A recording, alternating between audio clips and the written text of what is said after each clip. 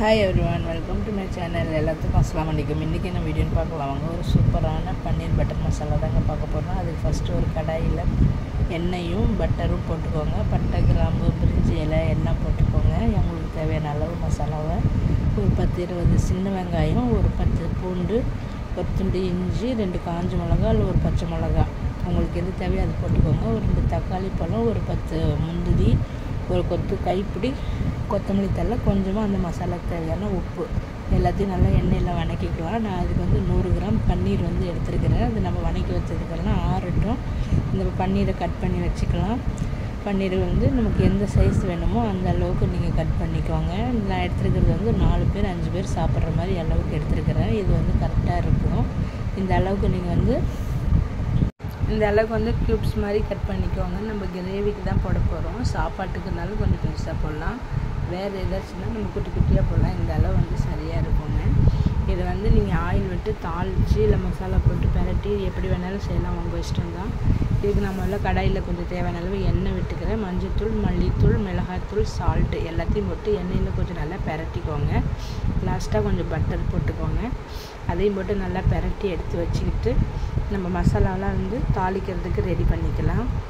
அதே கடையில் தேவையான அளவு எண்ணெயை விட்டுட்டு ஒரு ஸ்பூன் சோம்பு, ஒரு சின்ன ஸ்பூன் ஜீரகம், ஒரு பிரிஞ்சி இலை, ஒரு பச்சை மிளகாய், கொஞ்சமாக கருவேப்பிலை, வெங்காயம் கட் பண்ணி வச்சது போட்டுக்கோங்க. மறுபடியும் அதில் கொஞ்சம் பட்டர் போட்டுக்கோங்க.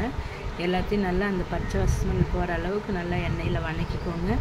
வதக்கிட்டு கொஞ்சமாக இஞ்சி பூண்டு பேஸ்ட்டு போட்டுருங்க. அதுக்கு கம்மி தீ சிம்மில் வச்சுட்டு வதக்கிக்கலாம். முதல்ல ஃபஸ்ட்டு நம்ம வதக்கி வச்சது மசாலாவை அரைச்சிட்டு இதில் கொஞ்சம் மிளகாத்தூளும் மல்லித்தூளும் காரத்துக்கு தேவையான அளவு போட்டுக்கோங்க. கொஞ்சம் உப்பு எல்லாத்தையும் போட்டு நல்லா எண்ணெயில் வதக்கிட்டு நம்ம அரைச்ச மசாலா விழுதையும் அதுலேயே நம்ம கலந்துட்டு நல்லா இந்த திக்னஸ் போதுமா இல்லை உப்பு போதுமா என்னன்னு பார்த்துட்டு நல்லா கொஞ்சம் கொதிக்க விடுங்க. கொதித்து இந்த அளவுக்கு வரும்போது நம்ம முதல்லையே பன்னீரை மசாலாவில் போட்டு பெரட்டி எண்ணெயில் எடுத்து வச்சோம் பட்டரில், அந்த இதையும் நம்ம மிக்ஸ் பண்ணிக்கலாம். ஃபைனலாக மிக்ஸ் பண்ணிவிட்டு கொஞ்சம் கொதிச்சுட்டு வரட்டுங்க. கொதிச்சிச்சுன்னா சூப்பரான பன்னீர் கிரேவி ரெடி. இதுக்கு நான் நான் தான் சேர்த்து வச்சுருந்தேன் மைதா மாவில்.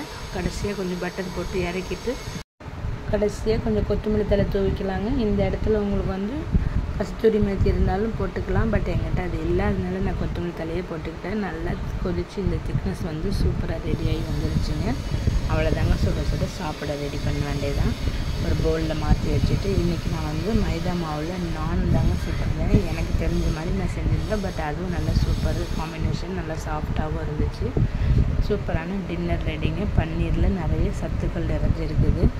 வாரத்தில் ஒரு டைம் 2 டைம் பிள்ளைங்களுக்கு இது நிறைய சாப்பிட கொடுங்க. இந்த வீடியோ உங்களுக்கு பிடிச்சிருந்துச்சுன்னா லைக் பண்ணுங்கள், ஷேர் பண்ணுங்கள், சப்ஸ்கிரைப் பண்ணுங்கள். மறக்காமல் நம்ம சேனலுக்கு சப்போர்ட் பண்ணுங்கள். நான் சுட்ட நான் பாருங்கள் எவ்வளோ சாஃப்டாக இருக்குது, பார்க்கும்போது செம்ம எம்மியாக இருக்குது. இந்த மாதிரி நீங்களும் ட்ரை பண்ணி பார்த்துட்டு எப்படி இருந்துச்சுன்னு கமெண்டில் சொல்லுங்கள். தேங்க்ஸ் ஃபார் வாட்சிங். மறக்காமல் நம்ம சேனலில் சப்போர்ட் பண்ணுங்கள்.